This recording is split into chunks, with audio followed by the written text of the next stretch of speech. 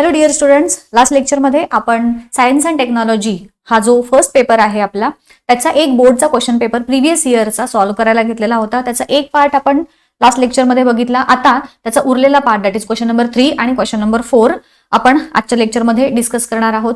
लवकरच ह्याच्याशी रिलेटेड आपण क्वेश्चन बँक देखील सॉल्व्ह करायला घेणार आहोत. बघूयात आजचा next that is third question काय आहे. जसं की आपण तुम्हाला माहितच आहे बदललेला जो पॅटर्न आहे त्या पॅटर्न मध्ये क्वेश्चन नंबर 3 मध्ये काही चेंजेस झालेले नाहीत. जे चेंजेस होते ते 1 आणि 2 ह्या दोन क्वेश्चन्स मध्ये होते, ते आपण लास्ट टाइम डिस्कस केलेले आहेत. आता ह्याच्यातला जो फर्स्ट क्वेश्चन आहे, what are the merits of modern periodic table over Mendeleev's periodic table. आता ह्याचं आन्सर सांगताना ची एक टेक्निक तुम्हाला सांगते. जर तुम्हाला मेंडेलिव्हच्या पिरियडिक टेबलचे डीमेरिट्स माहीत असतील, म्हणजे काही काही ज्या त्रुटी आहेत त्या जर तुम्हाला माहीत असतील तर त्या त्रुटी सगळ्याच्या सगळ्या मॉडर्न पिरियडिक टेबलमध्ये रेक्टिफाय केल्यात, एवढं तुम्हाला लक्षात ठेवायचं. म्हणजे एक क्वेश्चनचा आन्सर तुम्हाला आलं की त्याच्यावरून तुम्ही दुसरा क्वेश्चनचा आन्सर इझिली सांगू शकता. फॉर एक्झाम्पल, मेंडेलिव्हच्या पिरियडिक टेबलमध्ये एलिमेंटची अरेंजमेंट त्यांच्या ॲटॉमिक मासेस प्रमाणे केलेली होती. इथे त्यांची अरेंजमेंट त्यांच्या ॲटॉमिक नंबर प्रमाणे केलेली आहे. सो हा पहिला त्याचा मेरिट झाला की एलिमेंट्स वर arranged on the basis of their atomic number. जेवढे मी वर्ड्स इथं अंडरलाईन करत आहे तेवढेच वर्ड्स तुम्हाला लक्षात ठेवायचे आहेत. जसं की तुम्हाला खूप जण विचारतात मला मॅम की मोठी मोठी आन्सर्स लर्न होत नाहीत, काय करू, तर त्याच्यासाठीची ही टेक्निक आहे. त्यानंतर दुसरं मेरिट काय आहे बघा, की आयसोटोप्स ना मेंडेलिव्हच्या पिरियडिक टेबलमध्ये फिक्स पोझिशन नव्हती. जे आपण डीमेरिट्स बघितले तर त्याच्यात एक डीमेरिट आपण असा डिस्कस केलेला होता की there is no fix position for isotopes because त्यांचे ॲटॉमिक मासेस डिफरंट आहेत आणि प्रॉपर्टीज सेम आहेत, बरोबर. त्यामुळे त्यांना नेमकं कोणत्या जागी ठेवायचं हा प्रश्न होता. पण तो जो प्रॉब्लेम होता तो मॉडर्न पिरियडिक टेबलमध्ये सॉल्व्ह झालेला आहे बिकॉज त्यांचे अरेंजमेंट आपण ॲटॉमिक नंबर प्रमाणे केलेली आहे, म्हणून त्यांचा ॲटॉमिक नंबर सेम आहे, म्हणून आयसोटोप्स जे आहेत ते सेम पोझिशनमध्ये असणार. त्यामुळं हा जो गोंधळ होता रिगार्डिंग आयसोटोप्स तो देखील सॉल्व्ह झालेला आहे. तिसरा, काही काही एलिमेंटच्या बाबतीत जसं की कोबाल्ट आणि निकेल ह्यांचं जर एक्झाम्पल घेतलं तर दोन वेगवेगळी एलिमेंट्स आहेत आणि त्यांचे ॲटॉमिक नंबर्स वेगवेगळे आहेत, परंतु त्यांचे मासेस जर होल नंबर आपण कन्सिडर केले तर सेम होते.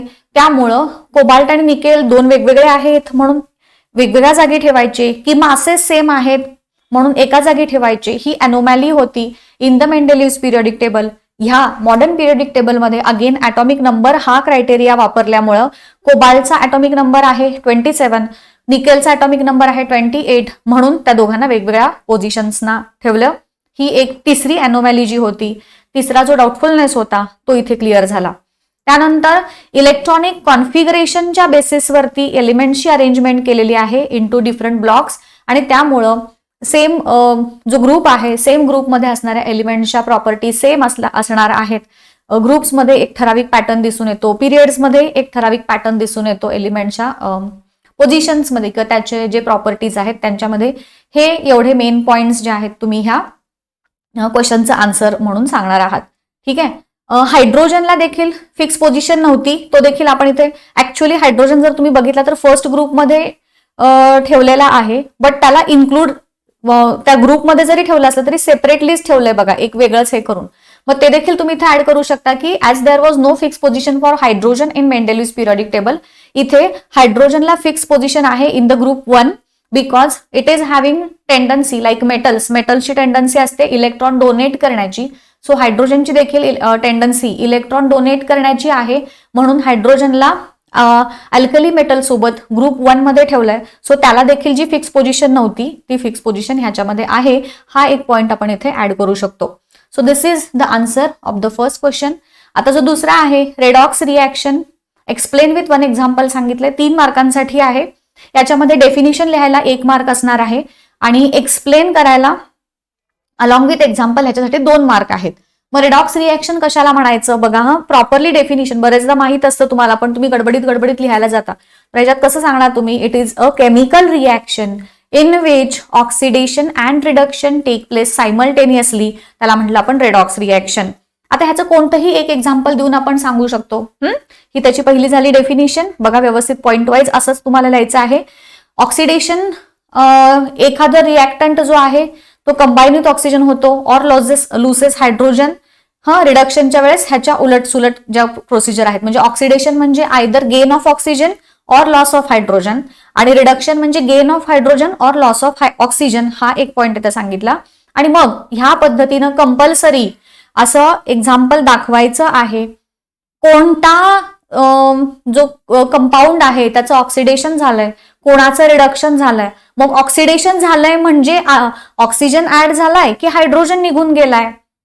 रिडक्शन झालंय म्हणजे हायड्रोजन ऍड झालाय की ऑक्सिजन निघून गेलाय. हे पण स्पेसिफिकली तिथं मेन्शन करायचं आहे, जसं की इथं तुम्हाला दाखवलं. याच्यामध्ये ऑक्सिजन ऍड झालाय इथे H2S मध्ये, सो ह्याचं ऑक्सिडेशन झालं, आणि SO2 मधला ऑक्सिजन निघून गेलाय, सो ह्याच्यातलं रिडक्शन झालं. आणि हे नुसतंच एवढं नाही, तर इथं जसं खाली त्यांनी लिहून दाखवलंय की in the above reaction SO2 is reduced and hydrogen is oxidised.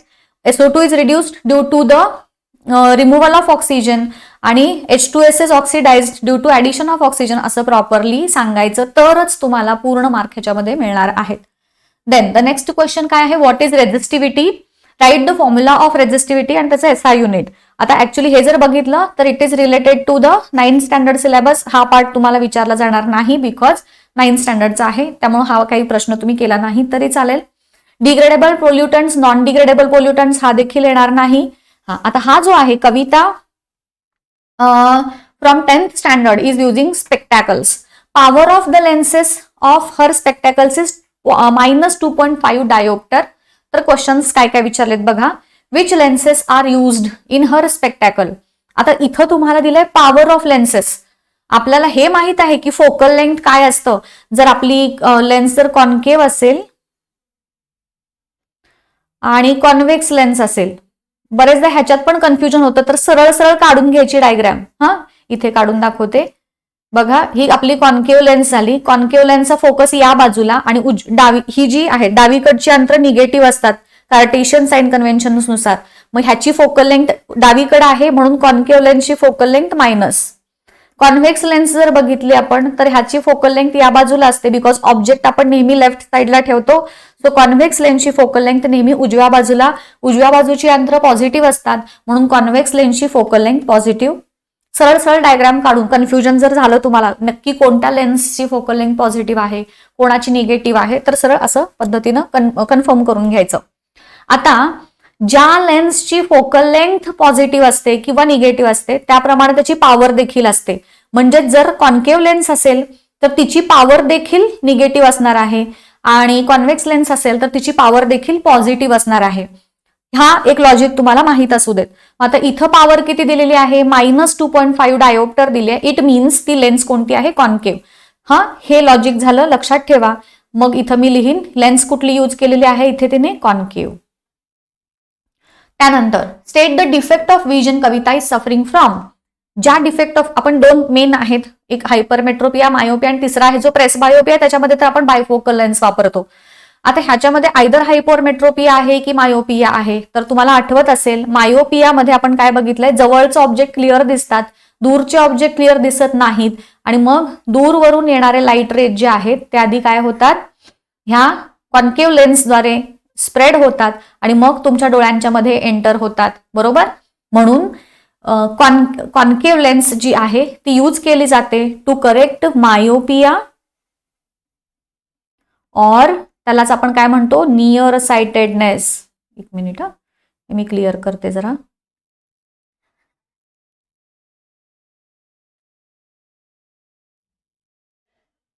तर ह्याला म्हणलं नियर साइटेडनेस. आता तिसरं काय आहे, find the focal length of the lens. आता आपल्याला पॉवर दिली आहे, फोकल लेंथ काढायची आहे. तुम्हाला हा फॉर्म्युला तर माहित आहे की पॉवर जो आहे तो फोकल लेंथची रेसिप्रोकल असतो, इनव्हर्सली प्रपोर्शनल असतो. मग पॉवर काढायची आहे, फोकल लेंथ पॉवर दिलेली आहे, फोकल लेंथ काढायची आहे. सो इथं आपण F is equal to 1/P असं देखील लिहू शकतो. सो डिरेक्टली किती होईल, 1/-2.5 आहे. ह्याला जर आपण सॉल्व्ह करत गेलो तर किती येईल इथं आन्सर, 10/25 येईल, अर्थातच मायनस. आणि मग ह्यांचा डिव्हिजन केल्यानंतर तुम्हाला किती मिळेल, इट विल बी 0.4, 25 चोक 100, बरोबर. 0.4 मीटरमध्ये, आणि फोकल लेंथ आपण ऑलवेज मीटरमध्ये सांगतो. सो एफ कॅपिटल नाही, स्मॉल मध्ये लिहितो आपण, बरोबर. फोकल लेंथ जे आहे तो स्मॉल एफ ने इंडिकेट करतो. सो एफ ची व्हॅल्यू झाली -4 मीटर. युनिट लिहायला विसरू नका, ऑरेल्स तुम्हाला त्याचा जो अर्धा मार्क आहे तो कट होऊ शकतो. आता पुढचा जो आहे ब्लिचिंग पावडर. ब्लिचिंग पावडर जर तुम्हाला आठवलं तर अगेन तो 9th स्टँडर्डचा आहे, सो तो देखील आपण इथे घेणार नाही आहोत. देन नेक्स्ट क्वेश्चन, इथे ह्याच्या मी तुम्हाला मगाशी जे सांगितलं लेन्सेसच्या बाबतीत त्याचं हे एक्सप्लेनेशन आहे. पॉवर जी आहे ते डायोप्टर मध्ये मोजतो. कॉन्केव्ह लेन्सची पॉझिटिव्ह फोकल लेंथ आहे म्हणून त्याची पॉवर पण पॉझिटिव्ह. डायव्हर्जिंग लेन्स म्हणजेच कॉन्केव्ह लेन्सची निगेटिव्ह फोकल लेंथ आहे म्हणून त्याची पॉवर पण निगेटिव्ह असते.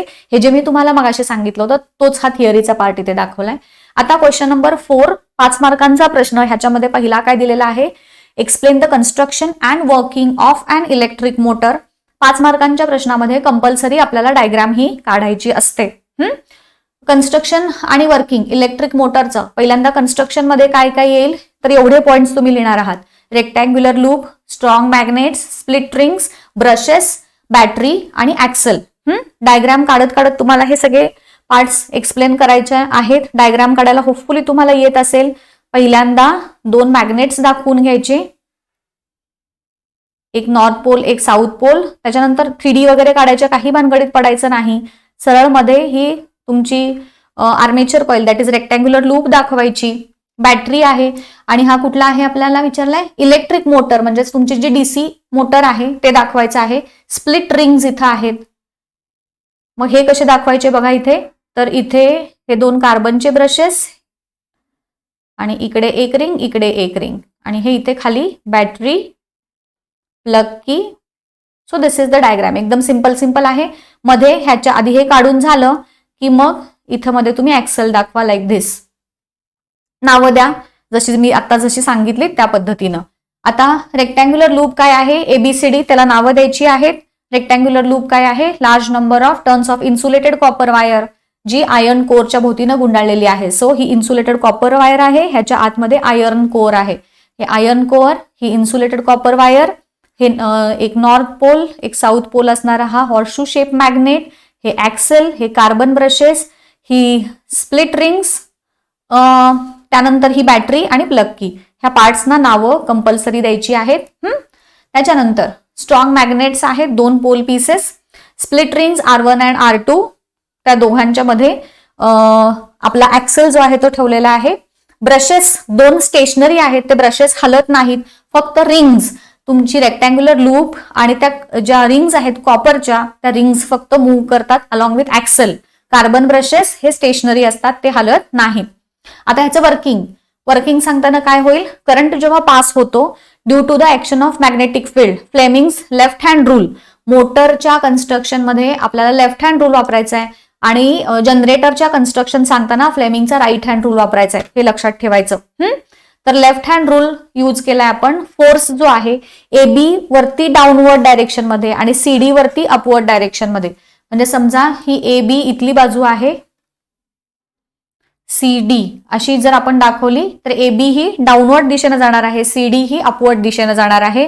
सो करंट जो आहे, द करंट फ्लो होत असताना ही कॉईल कशी मूव्ह होणार, अँटी क्लॉकवाईज. ह्यातले जे मी वर्ड्स अंडरलाईन किंवा सर्कल केलेत तर ते लक्षात ठेवायचं. पहिल्या हाफ रोटेशन मध्ये तुमची कॉईल फिरणार आहे अँटी क्लॉकवाईज आणि ABCD ह्या डायरेक्शननं. दुसऱ्या हाफ रोटेशन मध्ये तुमचे जे आहेत रिंग्स ज्या आहेत त्या रिंग्सनी जागा बदलली. तुमची जी R1 रिंग होती आधी इथे होती ना R1 रिंग, आणि ही R2 रिंग होती. तर त्या रिंग्सनी जागा बदलली. आता R1 रिंग या बाजूला आली, R2 रिंग या बाजूला आली. हे तुम्हाला डिटेल जर माहिती हवं असेल, ऍक्च्युली ह्याच्यात जर गोंधळ काही होत असेल तर ह्याचा एक व्हिडिओ मी बनवलेला आहे. एक्झॅक्ट तुम्हाला बोर्डवरती प्रॉपरली एक्सप्लेन केलंय कशा पद्धतीने हे मुवमेंट होतात. तर तो व्हिडिओ बघा नक्की, तुम्हाला हे समजून जाईल इझिली. आन्सर मध्ये फक्त काय काय पॉइंट्स तुम्ही न विसरता तुमचे चेक केले जातात ते मी इथं सांगत आहे. मेकॅनिझम समजून घ्यायची असेल तर तो व्हिडिओ बघा. आन्सर मध्ये काय लिहायचं असेल हे पार्ट इथं आपण फक्त डिस्कस करूयात. आता दुसरा हाफ रोटेशन झाल्यानंतर जे आहे करंट ABCDच्या ऐवजी DCBA ह्या डायरेक्शननं फिरतो. आता ह्याच्यामध्ये BA आर्म अपवर्ड आहे आणि DC ही डाऊनवर्ड आहे. मगाशी AB डाऊनवर्ड होती, CD अपवर्ड होती. आणि म्हणून करंट जो आहे तो रिव्हर्स होतो आफ्टर एव्हरी हाफ रोटेशन, आणि म्हणून ह्याला आपण एकाच म्हणजे जरी ABCD हे असं केलेलं आहे, एका रिंग मधून कंपल्सरी इकडून गेला, ह्या बाजूने मूव्ह झाला. करंट जो आहे तो पहिल्यांदा असा गेला ABCD आणि दुसऱ्या हाफ रोटेशन मधून असाच कंटिन्युअसली मूव्ह केला. सो ह्याची डायरेक्शन जी आहे ती कंटिन्युअसली एकाच दिशेने होते, म्हणून ह्याला आपण डायरेक्ट करंट असं म्हणतो, ह्याच्यातून जो मूव्ह होतो तो. ठीक आहे, हा झाला वर्किंग. कन्स्ट्रक्शन झालं, वर्किंग झालं. ह्याचं वर्किंग प्रिन्सिपल आहे, इट इज बेस्ड ऑन तुमचा जो करंट कॅरिंग स्ट्रेट कंडक्टर जो आहे, when placed in a magnetic field experiences force, हे त्याचं वर्किंगचं प्रिन्सिपल आहे. त्याच्यानंतर दुसरा पार्ट आहे रिफ्रॅक्शन ऑफ लाईट. प्रश्न बघा काय विचारला ह्याच्यात, what is refraction of light. त्याची डायग्राम काढायची आहे इन ग्लास स्लॅब आणि लॉज ऑफ रिफ्रॅक्शन. मग रिफ्रॅक्शन ऑफ लाईटची डेफिनेशन काय झाली, तर जेव्हा एखादा लाईट रे वन ट्रान्सपरंट मीडियम मधून अनदर ट्रान्सपरंट मीडियम मध्ये ऑब्लिकली जातो.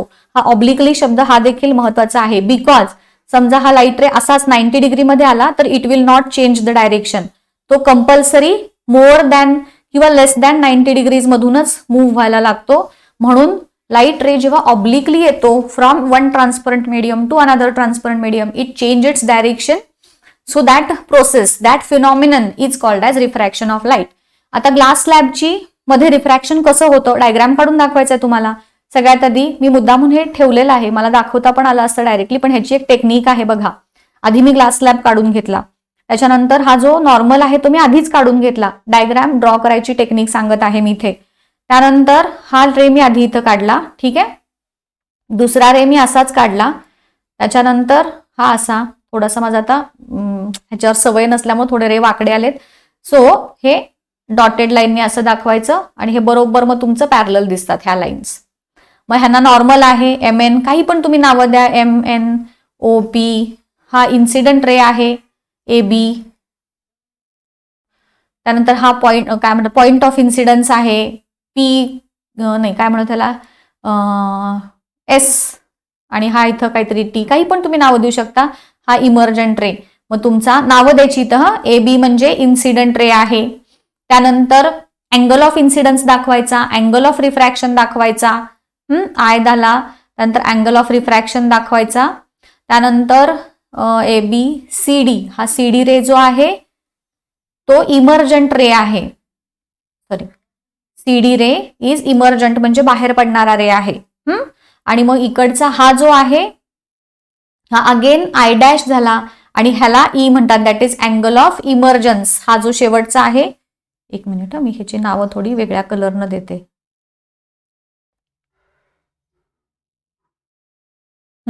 याच्यामध्ये थोडं मोठं दाखवते तुम्हाला किचकट वाटलं तर. ही ग्लास स्लॅब, हा आपला नॉर्मल.